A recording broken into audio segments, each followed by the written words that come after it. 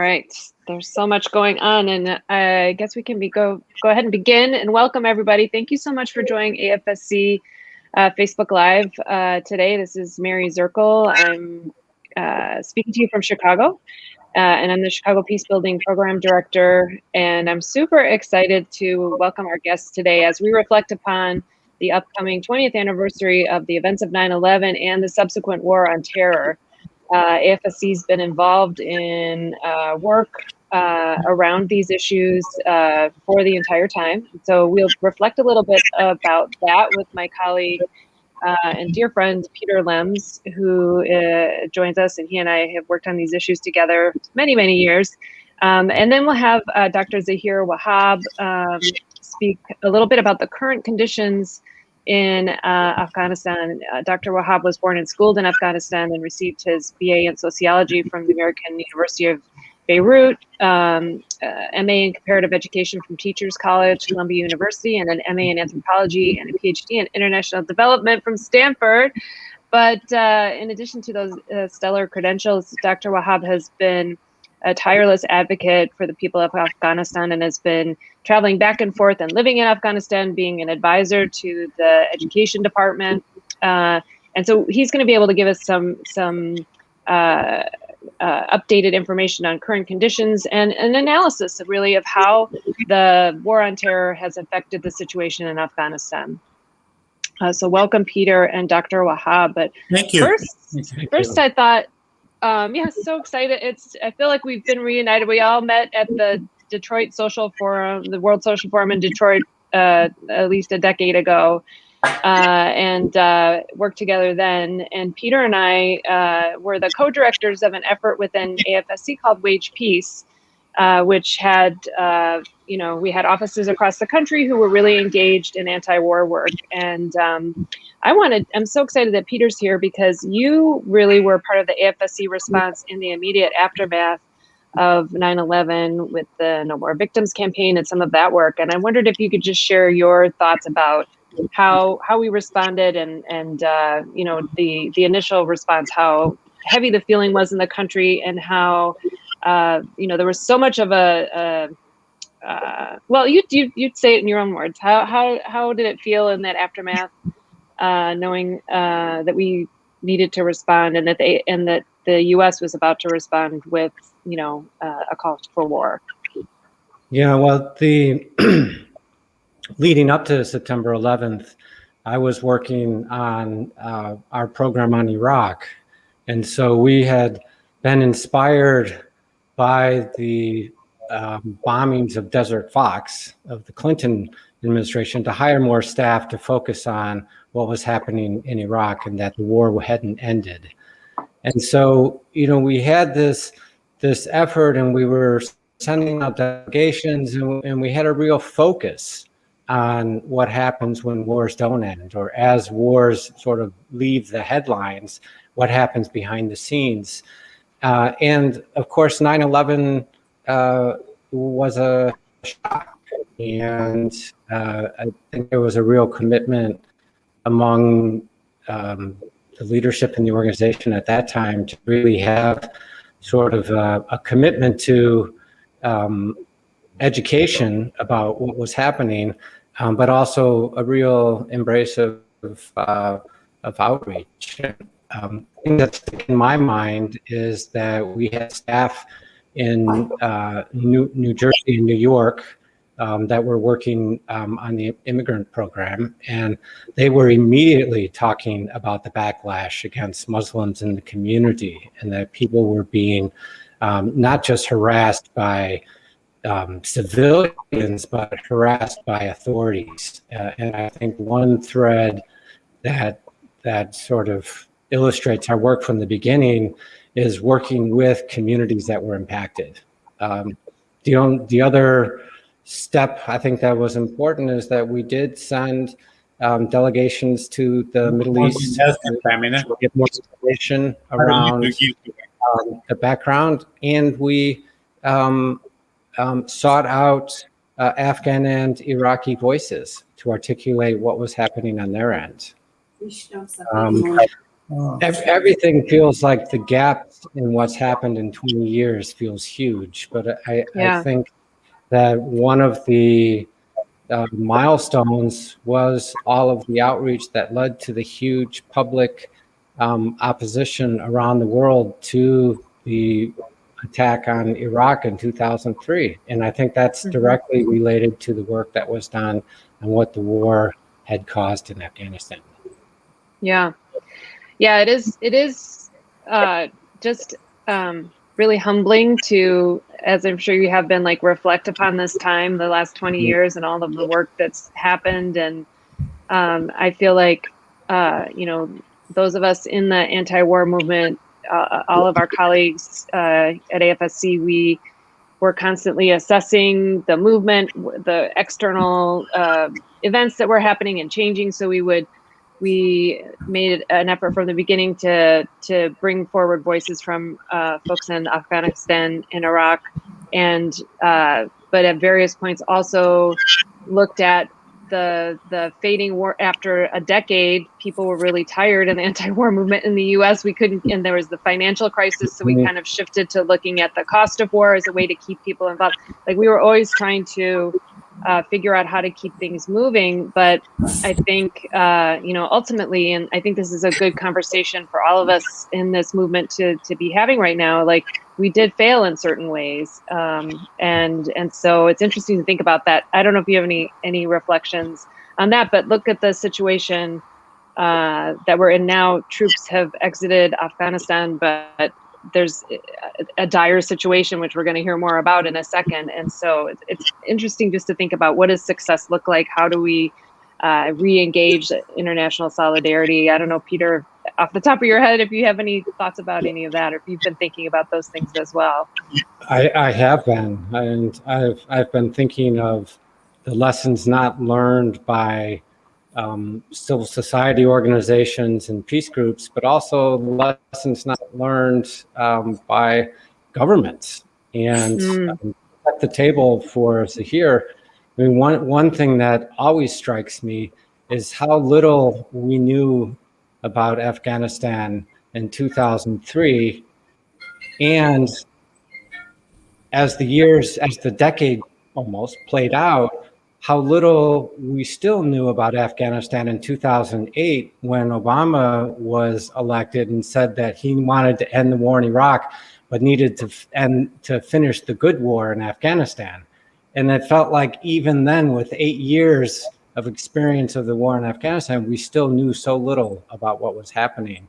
And of course, now I think that the danger is that there are lessons were not learned in those 2 decades, and that now we really have a challenge in trying to understand ways to engage and help Afghans design a path forward. Yeah, that's so true. And I sounds like a great segue to invite Dr. Wahab to share with us his analysis of the situation. And Peter, I hope you'll jump in and ask questions as they occur to you, based on your extensive experience in all of this as well. But Dr. Wahab, maybe we can just hand it over to you and share your analysis and where you think things are, and please just go ahead. Yeah, thank you, Mary. Thank you, Peter. It's very nice being with you, and I would like to commend AFSC for its work all over the world. A couple of things about terrorism and the so-called war on terrorism. One is, I think, I maintain that Afghanistan had very little to do with the 9/11 attack. It wasn't, none of the participants were Afghans. They were Saudis, Egyptian, Lebanese, and I think one from other place. And yet Afghanistan, very unfairly, I think, has been penalized for this major crime. So that was one crime that was committed early in this millennium. And the second crime was really the U.S. Invasion and occupation of Afghanistan, and then staying there for 2 decades, along with at least 40 other nations at one point. But some people would say that the so-called war on terrorism now is really sort of a cover for a new phase of U.S. dominance, a new phase of imperialism, and a new phase of sort of Islamophobia and the war on South. Because if you look at the globe, at the world, at the map, you can see where terrorism is supposed to be emanating from and who is being penalized. Iraq, Afghanistan,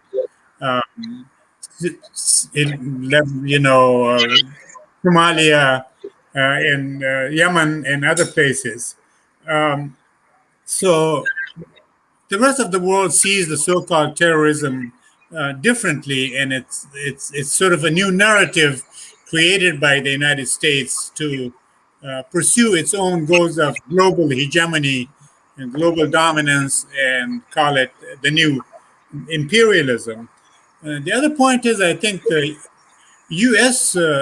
Role itself in this terrorism phenomenon, and that is, we all know that it was the United States that actually organized and created the Mujahideen in the late 1970s in order to, quote, give the then Soviet Union its own Vietnam.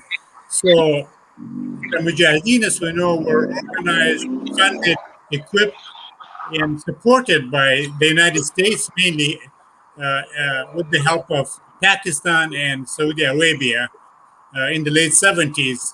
And then, the United States and through the Mujahideen overthrew the PDPA government, or the so-called socialist communists in Afghanistan, who came into being in 1977 and were toppled finally in 1996. They tried to do exactly what we want the government in Afghanistan to do now, and that is mass literacy, women's liberation, education, taking care of the people, delivering the services, etc. That's exactly what the PDPA tried to do, but the United States and its allies didn't like them, and of course overthrew the PDPA through the Taliban. So the Taliban today are the second generation of the Mujahideen, who themselves were put together by the United States, and bin Laden brought from the Sudan to Afghanistan by the United States, to recruit Al-Qaeda or insurgents from all over the world to fight the Soviet Union and its regime, or supported regime in Afghanistan. The cost of terrorism, as we all know, terrorism apparently has cost us at least $8 trillion, the United States, $8 trillion, hundreds of thousands of lives all over. But most of these costs have been borne by, of course, by the United States and by Afghanistan. And Afghanistan today, because of its history of the last 42 years, Afghanistan is in ruins.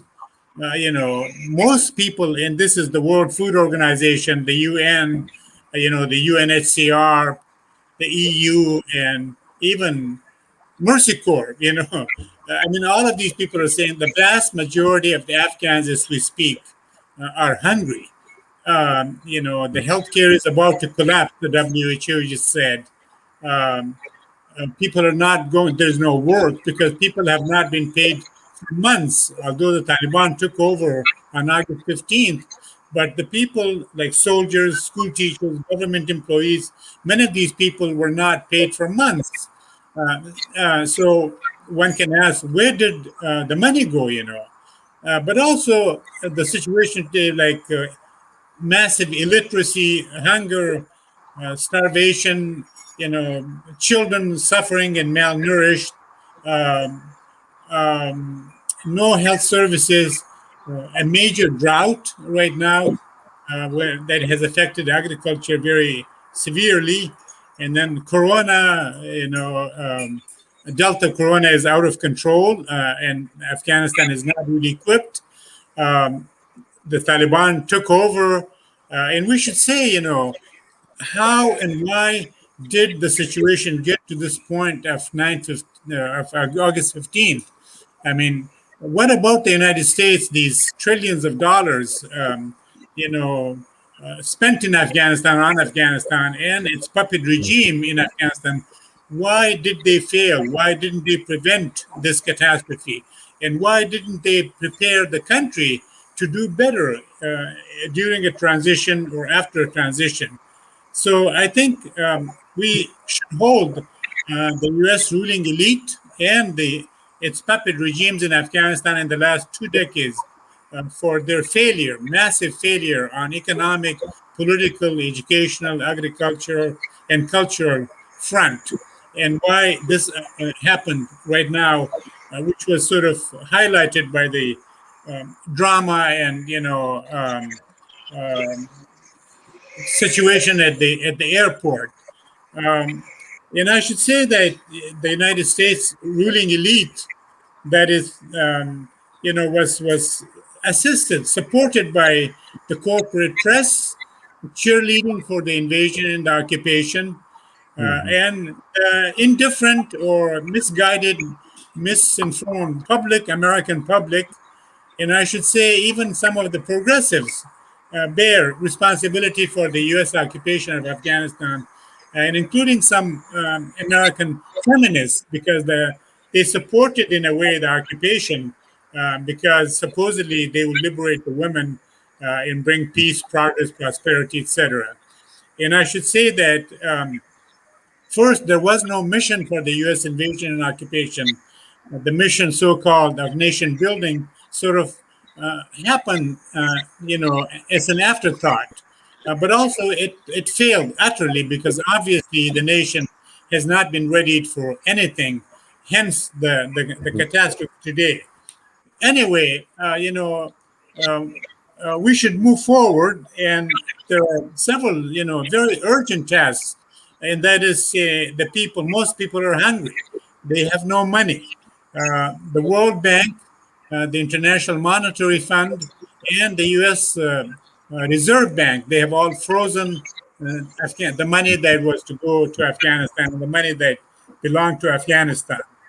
So, I would say first, the Taliban also, in their announcement, they just announced yesterday, quote, a new temporary government, which is not inclusive, all inclusive. It's all Pashtun, all Taliban, all men, no women.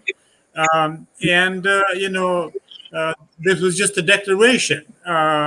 So it's not going to be working very well, and because Afghanistan has all these problems too. But still, whether the world likes the Taliban or not, I think we should think about the people of Afghanistan, the 34 million people, and not the ones who made it to the airport and finally got out of the country. Those will be taken care of in one way or another. But we need to worry about these 34 million people who are left behind with no outlet. So I think the world should think about delivering massive humanitarian aid, food, medicine, drinking water, shelter, etc. This should be done very quickly and throughout the country. The world should end forms of sanctions. And all anti-Taliban Afghanistan campaign, I think we should not wage any kind of psychological, military, drone, intelligence, or other kinds of war. We should stop all kinds of aggression against Afghanistan and the Afghan people. And the world should normalize its relationship, provided certain conditions. The EU has put very nice conditions on the Taliban, like an all-inclusive government, living by international norms and standards, respecting human rights, no reprisals, amnesty for all, freedom, and the inclusion of women. These are the conditions that the world should put on the Taliban if they are to be considered legitimate and if they are to be helped and left alone. I think the United States should pay immediate reparation to Afghanistan, to the country, and to the individuals whose lives were destroyed. As I said, over the last 20 years, hundreds of thousands of Afghans have been killed, maimed, injured, and displaced. The world should also repatriate all of the stolen wealth of Afghanistan. These $2.2 trillion that the United States spent in Afghanistan, only according to Jeffrey Sachs of Columbia, only 2% of this reached the Afghan people. The rest of that money left the country. All the money that was to be meant to be given to the Afghans should be repatriated because it was stolen by the Afghans, Americans, and other contractors throughout the world.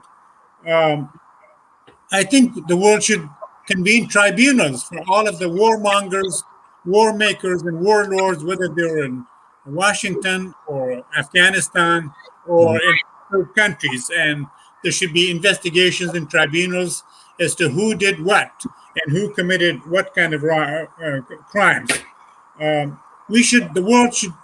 Afghanistan will continue to have trouble. Taliban will continue to have trouble because of what they're doing or what they fail to do. And I would urge the world to quickly organize a UN peacekeeping and development force for the non-aligned countries, neutral countries in Afghanistan immediately. It will be much, much cheaper. It will be more credible. It will be more legitimate. And it's needed because we need to now prevent any kind of micro or macro civil war in Afghanistan, which could happen very, very easily. The world should stop meddling in Afghan affairs, only positively. And the world should respect Afghan neutrality, independence, territorial integrity, and sovereignty. There should be no proxy wars waged in Afghanistan by its neighbors, by its distant allies or former allies, or anybody else. And the United States should close Guantanamo.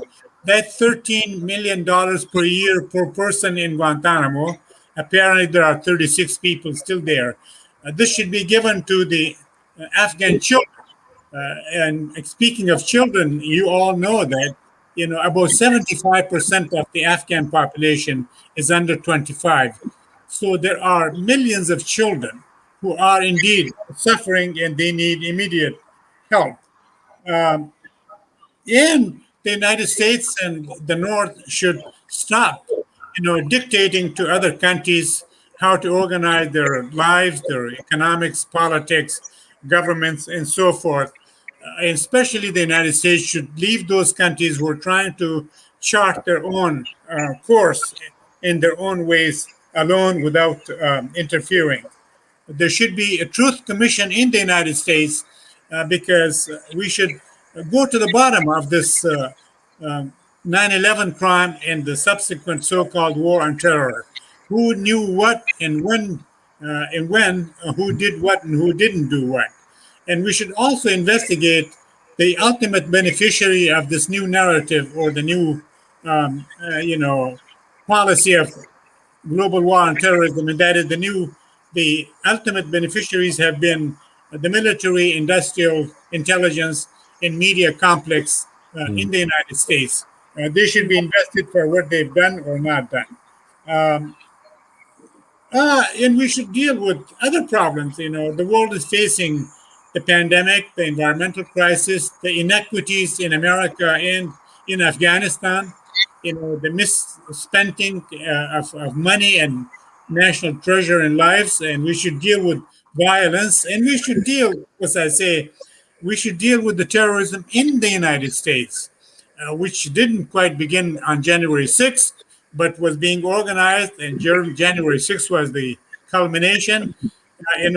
Call it terrorism, call it a coup d'etat, call it whatever, and I would say that looking at the enormous and very troubling violence in the United States, we need to deal with our own problems. In short, if the United States wants the world a certain way, it should itself become an example of freedom, justice, democracy, people's rule, law and order, the rule of law, sensible policies. We should become an example for the rest of the world instead of having some 750 bases all over the world and menacing people in their sleep, in their lives, and in their boardrooms and in the schools.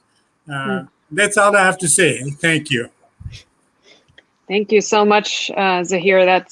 You've given us so much to think about. And I wonder if anybody who might be watching now has a question for Zahir, just pop it into the chat. Peter, anything that you want to ask that any questions prompted for you? As always, we have such a comprehensive vision.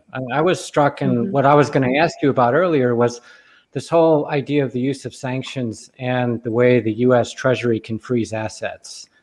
And it was just one of the many steps you had mentioned. But I wonder, I think back to how much effort we had put into getting sanctions lifted against Iraq.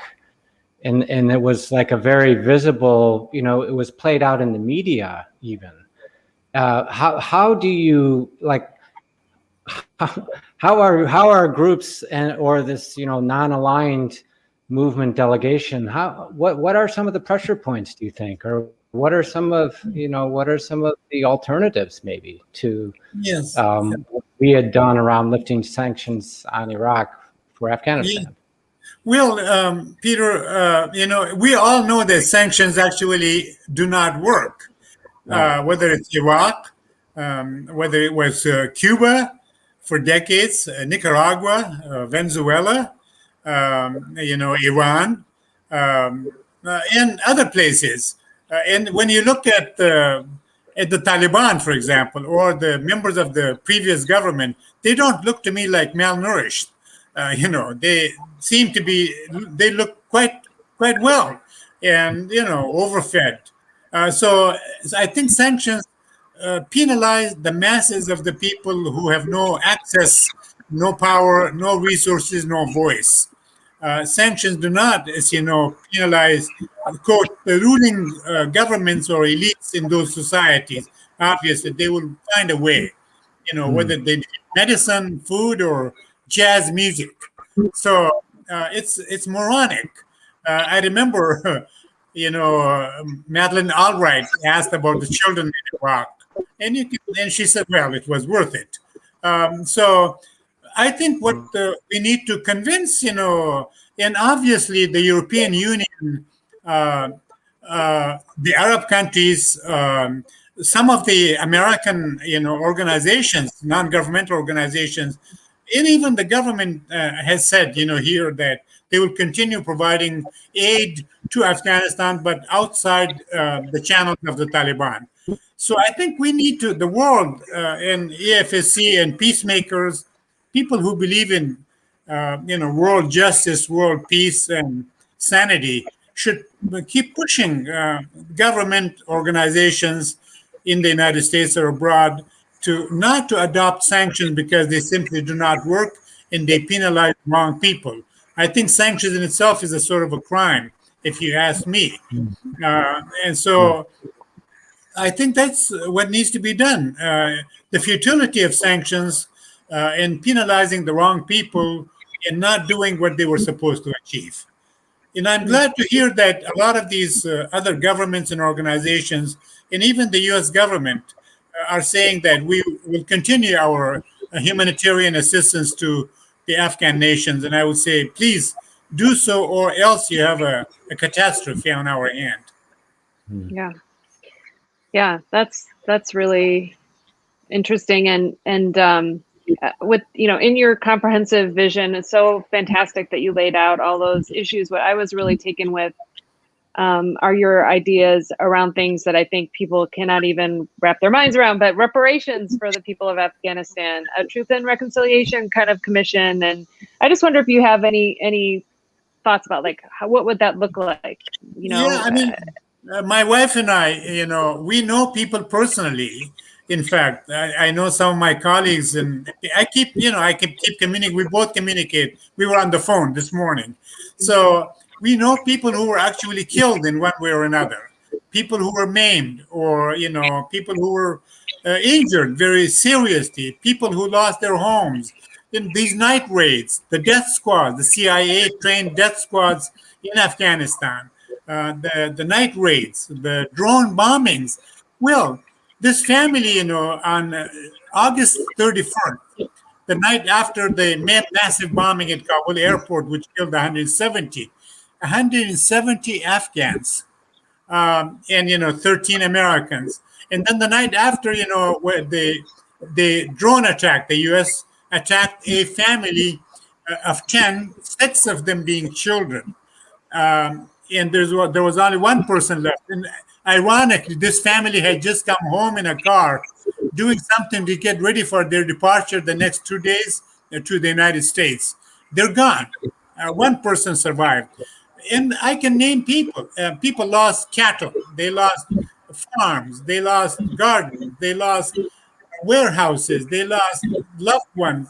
I mean, they bombed the hell out of Afghanistan, and those people have relatives. They have descendants. There are whole villages with no men left, for example.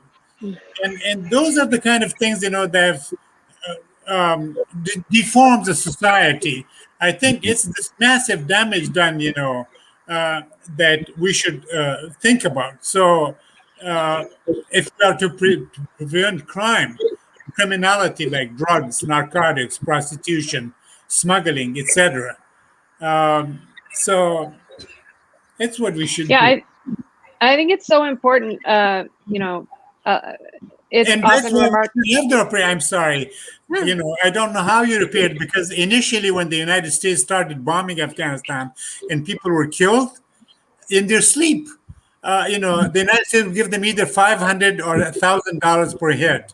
Is that what we pay here? How much do we pay if we killed somebody's cat or a dog, for example? So I think reparation both to the country as a whole, because the infrastructure is gone. I mean, factories, roads, etc. is gone, and to individuals, of which there are hundreds of thousands, millions all over the country. The people who are displaced, the people who are now at the borders trying to get out of the country, or at the airport still trying to get out. These should all be compensated fairly. Yeah. I mean, without a doubt, you're making it so clear, I think, for folks in the U.S., and people kind of forgot about Afghanistan for many years. Yes, we forgot we were at war there, and we didn't know all these things were happening. Nobody was paying any attention until the events of 2 weeks ago, and people all of a sudden are remembering and wanting to get involved. But this is, the legacy of this war will last for generations, and there's a whole generation of children who've grown up knowing, nothing but U.S. bombs raining down upon them. So it is something that we really do need to stay focused on. And I see our dear colleague Jennifer Bing asked a really good question, because we do need to keep the pressure on. We do need to keep the visibility on these issues. And Jennifer's wondering if there are allies that you know of in Congress or the U.S. government who might be receptive, who we could be approaching with some of your ideas. Who would you suggest that we reach out to? Well, first I'd like to blame the corporate media for the way it deals with Americans. I mean, I consider that the corporate media is sort of an insult to my intelligence and integrity, and that of many, many Americans all over in the world. That's how they are, sensationalism, drama, action, something that would make us feel good, and something that would make people sorry and also provide sort of therapy. That's how the media in the American mindset work, because there's too much happening too fast, and people sort of move on. And they don't really help people to understand the root of the problem, so they deal with surface. The corporate media, there's no analysis, there's no history, there's no context, no continuity, to stay with an issue. I can remember the many issues and causes talked about by the corporate media since I've been here, and it's half a century. But anyway, but now forgotten. Remember Nicaragua, remember Cuba, remember Iraq, remember, the extinction of species, remember the climate crisis, remember Delta, Ida.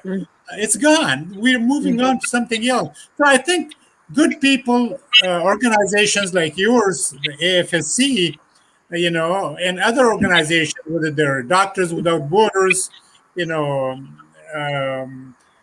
Mercy Corps, etc., should continue pushing the government here and keep the issues alive, but also somehow maintain some kind of contact with the people at the other end.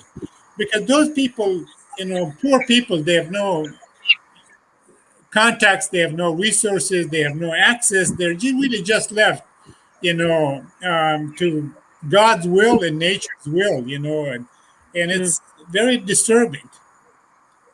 Yeah, absolutely. And that reminds me, Peter, you were kind of saying, maybe would you like to ask Dr. Wahab about the question about resources for people so we can be getting good information? Yeah, we would love for you to share some of the resources, that counter the mass media, where people can get some different opinions, different voices, maybe some reliable reporting. One of the dangers, of course, is that you can only address so many people, and you can only spread yourself so widely. But where are some places that people can turn to, and they'll start to figure it out once you point us in the right direction. But what are some of the agencies and sources of information in English that you think are worthwhile and that we should be looking at?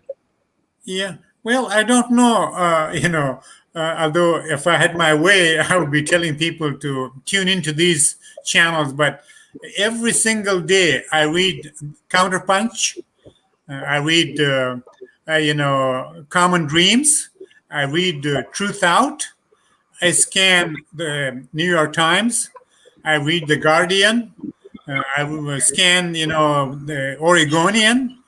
I listen or scan Democracy Now! With Amy Goodman. I listen to I watch PBS initially and then turn it off if I don't see it interesting. But you British press actually, and go outside the usual corporate press channels, because there's a lot of good stuff. There are people who work very hard to bring accurate information and to provide a very thorough analysis and try to remove themselves from jumping on the nationalist bandwagon. I think that's why I say even our progressive colleagues or men and women, feminists, internationalists, globalists, etc., need to be careful, how they analyze things. Like as I said, we need to go after the new imperialism, the neo-colonialism, American exceptionalism, American hegemony, and frustrating, dismantling governments who are trying to chart an independence, course for themselves and de-link themselves of the world economy and polity. We need to support such sources. And there are people in Australia, for example, Australian papers, Indians, for example. I read Bahadur Kumar, who is a British, an Indian writer. And people like that, and go outside the normal channels. There's a lot of good stuff available, very accurate. And some of the Afghans, I read, of course, every day I read 3 or 4 sources, BBC in English in Dari. I read Tolo News, which is another Afghan channel. I read Khama Press, which is an English press, Afghan, but very up-to-date and amazingly quite accurate. So there are sources. If people would just inconvenience themselves a little bit and go outside and not rely on the usual channels because the usual channels are cheerleaders for the empire. Well, that's a great place to end, I think. Fantastic analysis. Thank you. Concrete suggestions for a way forward that are so appreciated. And then lastly, leaving us with a wealth of sources to check out to stay involved in this issue. And it's really been an honor, Zahir and Peter, to spend some time with you both today. I look forward to our continued conversation and engagement in these issues. Thank you. I mean, we have no choice. I think it's imperative. It's a moral duty to live like global citizens. You know, the world is too small, too linked. It's too interconnected. You know, refugees in Afghanistan are going to bother us here in Portland. So we must get involved. There's no choice. Thank you so much. We're responsible for the misery we create around the world. Yes, absolutely. Thank you so much. Thank you, Mary. Thank you, Peter. Thank you, Mary. Good to see you. Thank you. So great to be with you. Likewise. Likewise.